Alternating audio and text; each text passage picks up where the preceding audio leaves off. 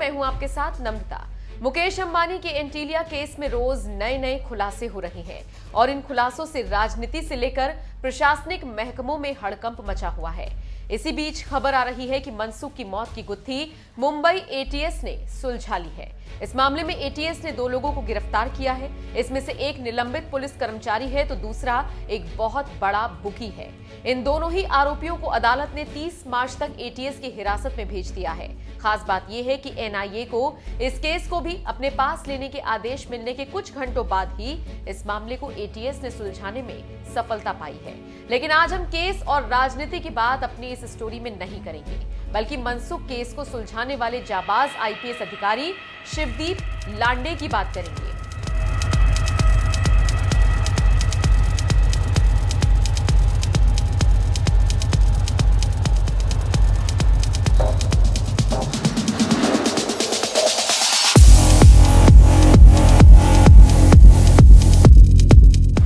जिनकी निगरानी में ये मामला सुलझाया गया है, उन्होंने फेसबुक पोस्ट के जरिए इस मामले को हल करने की जानकारी दी और लिखा कि ये केस मेरे करियर का बेहद चुनौतीपूर्ण और अहम केस था। मैं अपनी पूरी टीम के साथियों को दिल से सैल्यूट करता हूं, जिन्होंने पिछले कई दिनों से दिन रात मेहनत कर इस मामले को न्यायपूर्ण तरीके से हल किया। ये केस मेरे करियर का सबसे बड़ा चुनौतीपूर्ण केस रहा। जानकारी देते चले कि शिवदीप लांडे बिहार कैडर के आईपीएस अधिकारी हैं, जो बिहार में अपनी तैनाती के दौरान काफी मशहूर हुए थे। शिवदीप लांडे का महाराष्ट्र में शिवसेना के साथ कनेक्शन भी माना जाता है। महाराष्ट्र के तेज तर्रार और दबंग आईपीएस अधिकारी शिवदीप लांडे महाराष्ट्र के शिवसेना नेता विजय शिवतरे के दामाद हैं। उनकी बेटी डॉक्टर ममता शिवतरे शिवदीप लांडे की धर्मपत्नी है।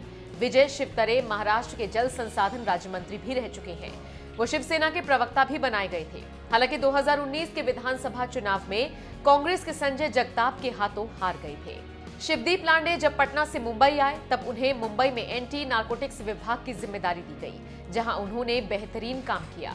फिलहाल वो महाराष्ट्र में आतंकरोधी दस्ते यानी कि एटीएस के डीआईजी के रूप में कार्यरत हैं। लांडे का जन्म महाराष्ट्र के अकोला जिले के परसा गांव में हुआ था और इनके पिता एक किसान थे। शिवदीप लांडे ने इंजीनियरिंग की पढ़ाई की है। साथ ही पढ़ाई के दौरान मुंबई में रहकर यूपीएससी की तैयारियां की, जिसके बाद उनका यूपीएससी में सिलेक्शन हुआ और बिहार कैडर के आईपीएस वो चुने गए। शिवदीप लांडे की पहली पोस्टिंग बिहार के मुंगेर जिले के नक्सल प्रभावित इलाके जमालपुर में हुई थी। शिवदीप लांडे ने बिहार के पटना शहर में भी काफी मकबूलियत बटोरी थी। उन्हें पटना के रॉबिन हुड के नाम से जाना जाता है। जनवरी 2015 में शिवदीप पटना के डाक बंगला चौराहे पर घूस मांग रहे इंस्पेक्टर सर्वचंद को फिल्मी अंदाज में दुपट्टा ओढ़कर पकड़ने के मामले में चर्चा में आए थे। यूपी पुलिस के इंस्पेक्टर सर्वचंद पर आरोप था कि वो पटना के 2 व्यापारी भाइयों से एक पुराने केस को खत्म करने के लिए पैसे मांग रहे थे। इन दोनों भाइयों ने उस वक्त के तत्कालीन एसपी शिवदीप लांडे को जानकारी दी थी।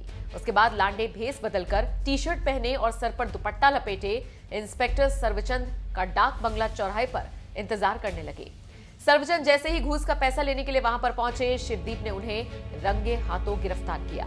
इस केस में दिलचस्प जानकारी देते चले कि सबूतों के अभाव में थोड़ी ही देर में सर्वचंद को छोड़ भी दिया गया था। शिवदीप अपनी दबंग स्टाइल की वजह से युवाओं के बीच भी खासे चर्चित हैं और युवा शिवदीप को दबंग और सिंघम नाम से बुलाते हैं। बिहार में शिवदीप लांडे के नाम कई कारनामे दर्ज हैं। खासकर सड़क छाप लफंगों और शोहदों पर इनकी सख्ती ने कॉलेज और स्कूल की लड़कियों के बीच इनकी छवि हीरो की बना दी थी। मंचलों को सबक सिखाने और लड़कियों को मदद के लिए किसी भी समय उपलब्ध रहने के लिए उन्होंने अपना निजी मोबाइल नंबर लड़कियों के बीच बांट दिया था। नतीजा ये हुआ कि राजधानी की सड़कों से मंचलों का धीरे धीरे सफाया हो गया, क्योंकि एक शिकायत पर शिवदीप लांडे खुद मंचलों को सबक सिखाने पहुंच जाया करते थे। शिवदीप को नजदीक से जानने वाले अधिकारी और सिपाहियों का कहना है कि लांडे अपराधियों से सीधे लोहा लेने के लिए जाने जाते हैं। जब बिहार के रोहतास में वो पुलिस कप्तान की भूमिका में थे, तब अवैध खनन माफियाओं से उनकी सीधी भिड़ंत हो गई थी।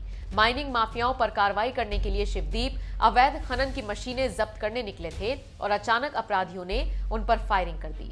बहादुर आईपीएस अफसर ने अपनी जान की परवाह किए बिना डटकर माफियाओं का सामना किया। कहा जाता है करीब 30 राउंड फायरिंग उस दौरान हुई थी। बाद में शिवदीप ने खुद जेसीबी मशीन संभाली और अवैध खनन के सारे जुगाड़ को तहस नहस कर दिया। इस दौरान 500 लोगों को गिरफ्तार किया गया था और अब मनसुख मामला।